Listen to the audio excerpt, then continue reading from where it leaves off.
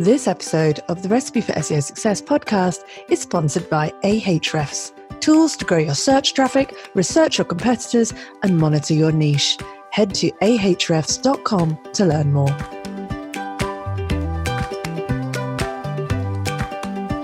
I was lucky enough to present at Yoastcon in the Netherlands recently, and so I thought I'd do a special live episode interviewing some of the smart people speaking there and asking them for their number one digital marketing tip in 2019.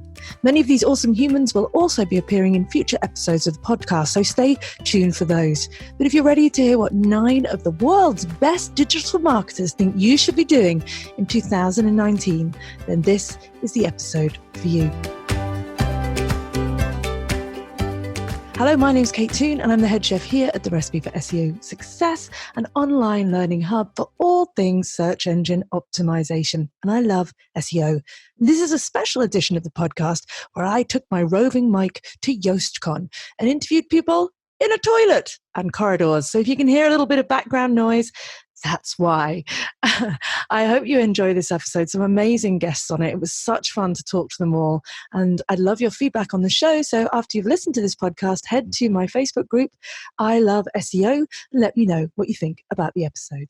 Okay, let's get stuck in. So here I am with Jason Barnard. Hello, Jason. Hello, Kate. And tell us a little bit about what you do and who you are. I'm a digital marketer. I live in France. Paris mostly, but in fact right now I don't have a flat. I've gone digital nomad and I'm doing a podcast going from conference to conference, interviewing great SEO experts like yourself. I'm going to go to Prague, I'm going to go to Poland, I'm going to go to Berlin, I'm going to go to Leeds, Brighton and Paris. Wow. And maybe Australia one day. So yes, I'll be on your podcast very soon. I'll put a link to that in the show notes. But Jason, tell us, what is your number one digital marketing tip? Well, my number one digital marketing tip for 2019, 2020 and beyond is DSA. I come from the SEO world. I get my clients to do a really good basic on-page SEO. Once you've got that, you can move that over to AdWords using dynamic search ads. And if your SEO is brilliant, your dynamic search ads will work, and you can run profitable campaigns using Google's algorithm to choose the headline, the keywords, the pages, and all you need to do is write a description, put in the extensions, let it run, and every time you see that your campaigns aren't performing well enough, your SEO is wrong, you go and improve your on-page SEO, that will improve your DSA. And the genius of this whole thing, if I may say so, is that whereas with SEO you change something, you have to wait 2 months for the results. With DSA, you see the results in 4 or 5 days. Because the data comes straight through to DSA and you can see which headlines it's picking, which keywords it's picking, which landing page it's picking, see where you're wrong and go and correct it 2 months in advance. My goodness, that sounds fabulous. Well, I will try and find a resource to link to in the show notes to explain a little bit more about DSA. And so check them out at the end of this episode. Thanks, Jason. Hello, I'm here with Els Arts. And Els, tell us a little bit about yourself. Hi, I'm Els and I run AGConsult together with my co-founder, Carl Gillies. We're a company in Belgium. We're specialized in usability and conversion optimization. And so the question of the episode today is, what would you do if you're a new business starting out? Where would your focus be in digital marketing? Well, for me, that's really clear. It's about getting to know your customers, doing a bit of research into what it is they really want from you, what it is the problem that your product or your service might be solving for them. And also, well, if there are any things that might be holding them back, so you can convince them that what you're actually selling is really the right solution for them. Fantastic. So user research is the way to go. Thank you very much, Els. Very welcome. Hello, so I'm here talking to Rafaela Isidori. I hope I said that right. Yes, you did. Hi. I did my best accent there. So tell us a little bit about you. I'm a designer at large, and I focus on communication design and brand design. And I'm American, but I live in Italy. So I kind of get the best of both worlds. Yeah, you're very lucky. Gosh. Well, I was going to ask your number one digital marketing tip. I think my number one life tip would be live in Italy. But what is your digital marketing tip? Well, coming from, brand design and communication design, I would say consistency. I think that a brand needs to have a strong style, both visually and textually and tone of voice. And I think that needs to be continued, consistent on all content so that it can reinforce, the brand's mission and the brand's image. So it'd be the same wherever you are, regardless of what social media or platform on, or your website and your email communications have the same brand voice and style.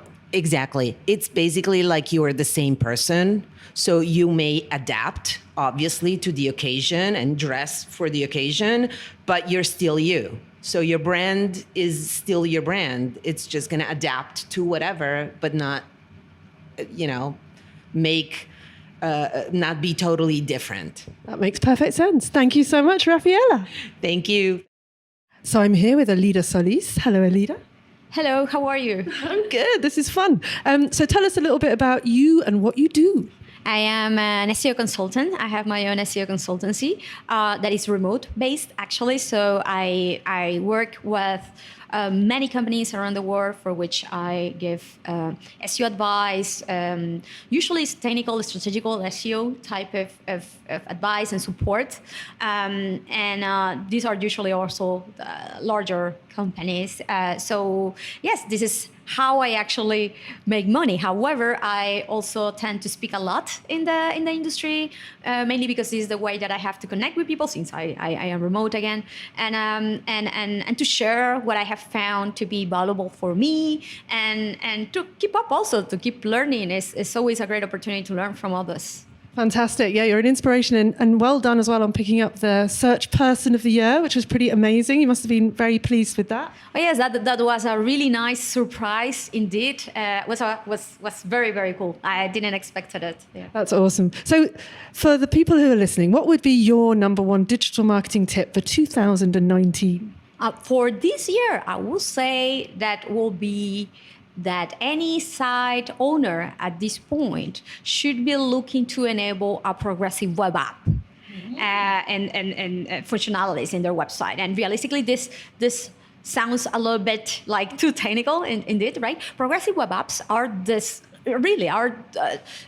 web apps that can be even websites that provide this functionality that until now could be only found in apps. So offline access, to be able to have them a direct access in your home screen phone, for example.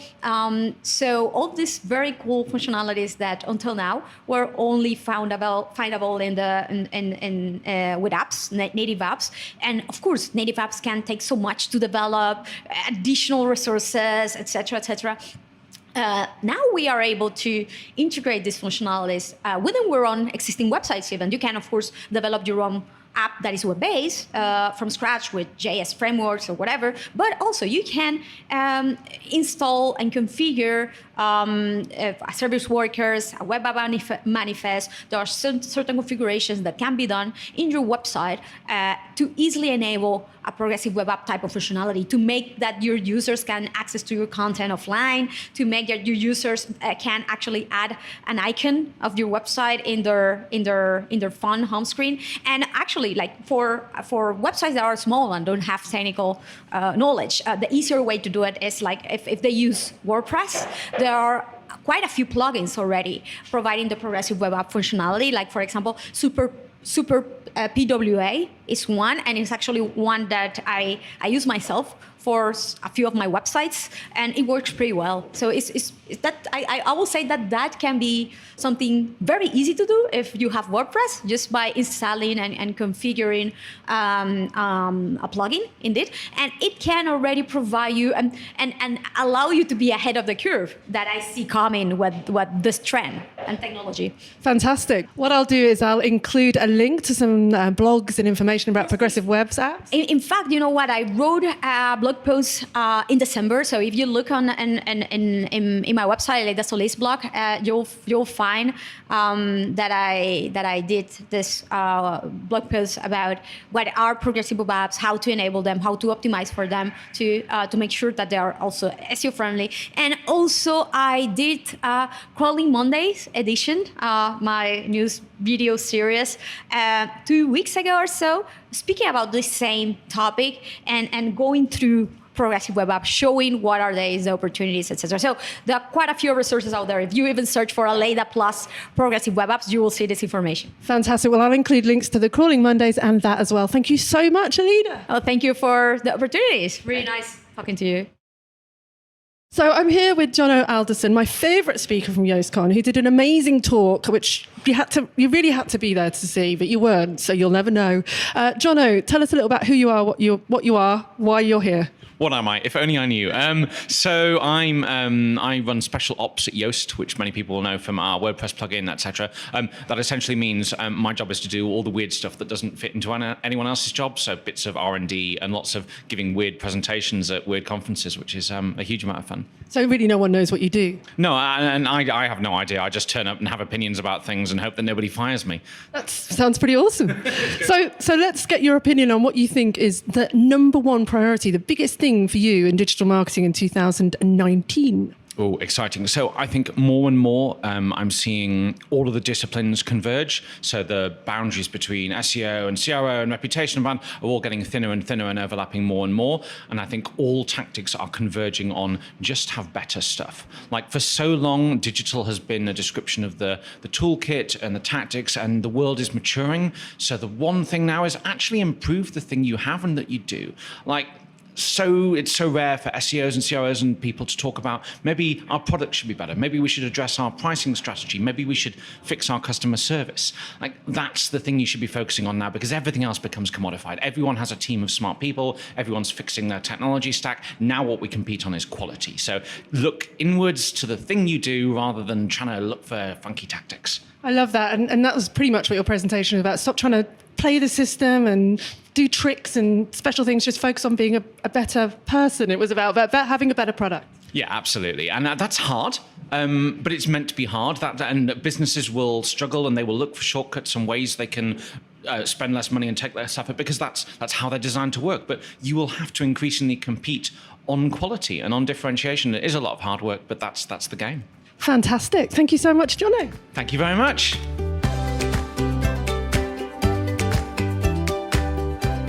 As you'll have heard at the start of the episode, the lovely humans at Ahrefs are now sponsoring the Recipe for SEO Success podcast. If you didn't know, Ahrefs is an amazing all-in-one SEO tool that helps DIY SEOers and professional SEO expert conduct competitor analysis, smash through keyword research, run technical site audits, track rankings, and review backlink profiles, and so much more. I'm personally forever grateful to this tool for saving my bottom when I got negative SEO'd. Yes, some disgruntled competitor sent 8,000 dodgy links my way, and I used Ahrefs to find them and clean them up. Oh, and I should mention that they've also just launched the beta for their new Keywords Explorer highlights tool, with 9 additional sources showing you data from YouTube, Amazon, Bing, Yahoo, Yandex, Baidu, and more. If you'd like to learn more about Ahrefs, you can head to ahrefs.com, where you can get a 7-day trial for just $7. Check it out.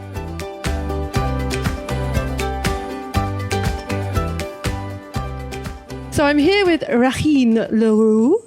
So Raheen, tell us a little bit about who you are and what you do. Hi, it's great to be here. So I run my own company. I'm the founder of Reputation Matters. We measure and manage reputations for organizations, big and small. And what would be your biggest tip for businesses in 2019? I think the most important thing is, as much as you want to look at your marketing, invest in a good website and SEO, you do need to take a step back and look at your whole organization. It's so important to look at the building blocks of internally. Do you have a vision? What are your values? Are you associating yourself with the right people? How are you speaking with your fellow colleagues, with your teammates? Because that is where your reputation starts as well. And then to use that as a guide of what to put onto your website and social media platforms. We were talking about this last night, and I found it fascinating because I think most people think about putting together a tone of voice and a brand strategy, but they don't really think about their core values or kind of code of conduct or how they just want to be portrayed in the world. And I think obviously it's something that you work with big businesses, but it's something small businesses can apply as well, isn't it? Definitely. And I think the minute you can actually have your basics in place, start off at your business on an ethical footing, even if you are a one-man show, that is going to build the foundation, a solid foundation for you as you grow your empire going forward. So even if you're a small business that's just started out, it's so important to have your building blocks in place right from the beginning, of having an ethical organization, ethical values to start off with, because that's actually the best way to start. Small and ethical, and as you grow by association, you will then attract mutually ethical organizations to do business with. That makes perfect sense to me. So if you get those rules in place right at the beginning, then when you've grown into some huge beast of a company, your values will still be intact. Absolutely. So here I am with Marie van der Racht, and very lovely to have her back on the podcast for the second time. Very few people get to come on twice, Marika, so you should feel honoured. I feel so honored. Yes, that's great. So tell everybody a little bit about who you are and what you do. I'm Marika van der Racht, and I'm the CEO of Yoast. I think Yoast is most famous for our plugin, our SEO plugin for WordPress. And I basically, together with 3 of my partners, run the company. That's what I do. And you're also responsible for a lot of the content and the courses and things like that. So I'm very interested to hear, what is your number one marketing tip for businesses in 2019? Well, I think people or businesses should really take a step back and think about what it is they really want to do. So go back to your mission, as it were. Think about which pages are the pages you really want to rank with. And in order to answer that question, you have to ask yourself, why do I have a website in the first place? Why did I start a website? So ask yourself that question and do something with the answer. Yeah, I think that's it, because I think you can get so far into your business and you keep adding stuff to your site and doing different things that you do sometimes forget your mission statement or your unique selling proposition or your core audience. Do you agree? Right, that's exactly it. Yes, and you should never forget that. And then once you've worked that out, what's the next step? Start culling, start getting rid of pages, start changing things? I think if you get to the point that you have like the 5 pages you're most pleased with, then you should make sure to incorporate those in your internal linking structure, so that Google also sees those 5 pages and your audience finds those five pages. Yeah, so it's kind of a less is more approach, do you think? I do think, yes, or at least focus. It's a matter of focus, yes. Perfect. Thank you so much, Marika. You're very welcome. So here I am with Maura Tail. Hello, Maura.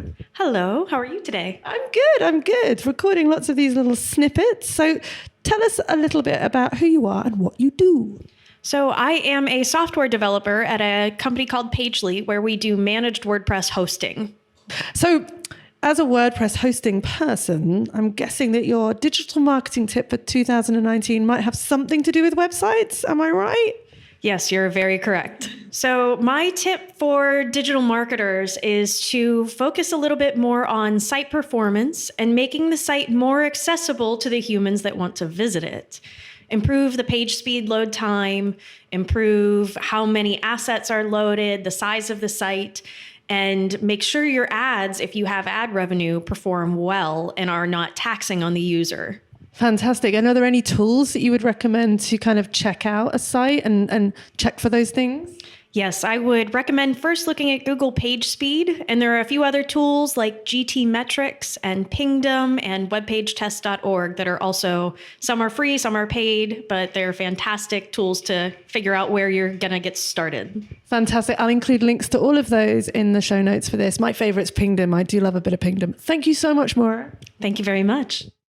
Hello, so here I am with Joost de Valk. I always get that wrong, but I did. Was that okay? It was reasonably good. Joost de Valk, but it's impossible to do for people who speak English. It's really hard. Really difficult. Anyway, tell us a little bit about yourself if people don't know who you are.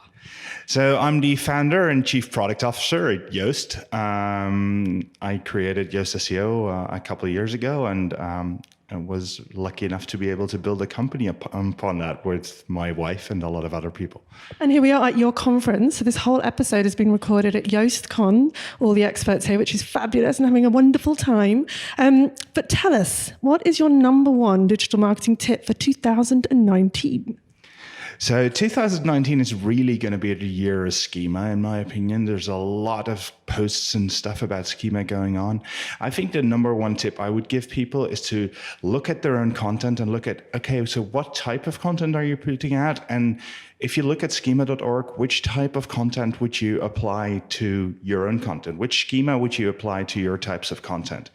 And then start thinking about how you can do that. I think a winning strategy for the coming years will be to apply schema in a proper way and use it where you can. And that requires you to think first about, okay, so what types of content do I have and which schema applies to that?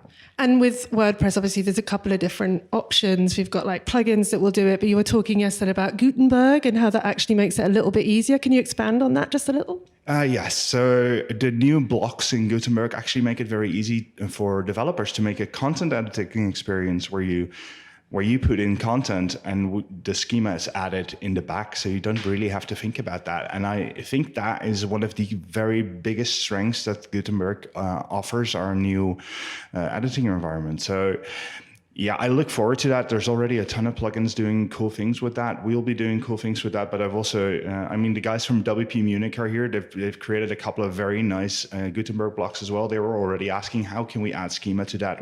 And it's going to be an exciting future. And what I liked about your speech was that real humans shouldn't have to worry about schema. No, what we do far too often is make users worry about technical things, and I don't really think that most users are capable or should be capable of doing all that because they're good at other things.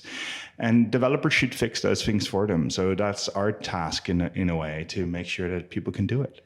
A world without having to worry about schema sounds like a beautiful thing. Thank you very much. Thank you. So here I am with Rand Fishkin. Hello, Rand. How are you? Lovely. Good to be here with you, Kate. And just for the people who don't know who you are, can you tell us a little bit about who you are and what you do? Sure. So I started a company called Moz a long time ago and was CEO of that company for a number of years and then stepped down. I recently stepped away about 11 months ago and started a new company called SparkToro. We are building some marketing software. It's not ready yet, but hopefully will help solve the problem of where and to whom does my audience pay attention. And also you've written a fabulous book called Lost and Founder. I had somehow forgotten. I don't know how. Yes, you're right. Thank you. Yeah, the book came out in, was that April or May of last year and has been, doing super well. Read it. It's kind of quite raw. I loved it. It's kind of, Anyway, obviously the question that we're asking today on today's little pod is, what is your number one tip for businesses in digital marketing in 2019? So generally, very, very broadly, I think that if everyone else in your field is ignoring a channel, ignoring a path, ignoring a type of content, ignoring a way to reach customers, it pays to invest in those places. So be different, because often the advice is like, watch what your competitors are doing and then do it better. Yeah, I think this is exactly the problem. I think too many of us are scared to expand our marketing to channels or to styles or to messages that are not already being used by our competition, that we haven't already seen work. And because of that, the channels that are underinvested in tend to be less expensive with higher ROI. And by investing in them with creativity, you can just earn outsized returns. So is it about being a bit of a pioneer, do you think? Yeah, I don't think you necessarily have to be the only person playing in a certain field, but if you are the only one like you, right? If you're the only architectural firm that happens to produce visual illustration style content for Instagram, wow, you can really stand out among your peers who are just taking photos of their buildings and their diagrams, right? So different tactics. And another thing you've talked a lot about in your blog and on stage is all about trying to build a personal brand or build a brand in general, because it's so hard to rank for what you do and it's always easier to rank for who you are. I think people really struggle with how to do that. Do you have like one extra tip, bonus tip for that? Yeah, I think what's funny is the people who struggle the hardest with that are the ones who are in the SEO world, right? Because in search engine optimization, it's all focused on keywords and how do I rank for these keywords that already have demand, as opposed to how do I build demand for my own brand? And one of the best ways to do that is to stand out with unique messaging and unique style and unique content. And I think, honestly, one of the best ways to do that, especially in 2019, is to recognize that controversy, right? Doing something that makes you sort of a target, that brings anger and hatred, and it doesn't have to be that far, and it doesn't necessarily have to be along political or socio-political lines, although that is working tremendously well for a lot of brands attaching themselves to values or messaging or movements. I think this can be powerful. Okay, I'd kind of do it a different way. I try and be funny. I don't know if it always works, but, build a brand around being quirky or odd or talking about weird stuff that kind of doesn't have anything to do with what you do. Just being a bit different.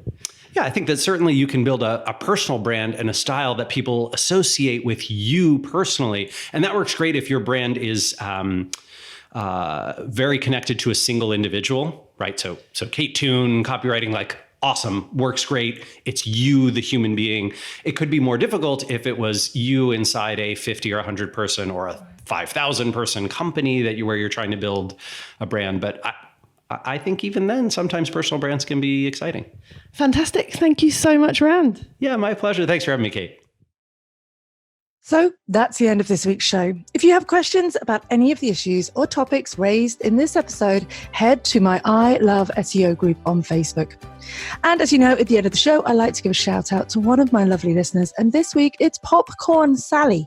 Popcorn Sally says, I'm not a rank beginner, but I'm pretty green when it comes to SEO. I've been power listening to the past episodes while I build my latest websites.